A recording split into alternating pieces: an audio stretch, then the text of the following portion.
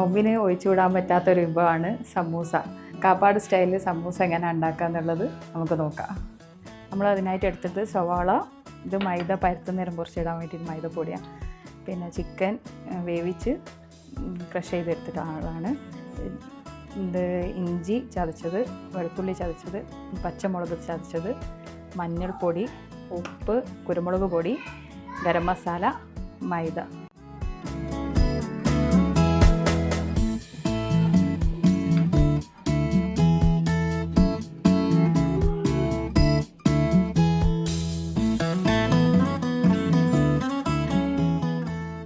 ഇപ്പോൾ മസാല റെഡി ആയിട്ടുണ്ട്. ഇനി ഫ്ലേവറിന് വേണ്ടിയിട്ട് മല്ലിയില കൂടി ഇടാം.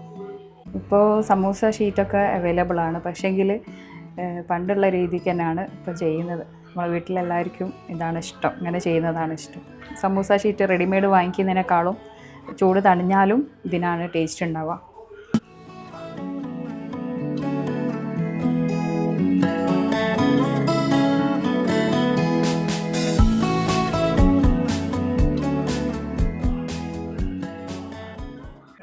നമുക്ക് പെരുന്നാളിന് സമൂസ നിർബന്ധമാണ്. സമൂസയും പഴന്നുറച്ചതും നിർബന്ധമാണ്.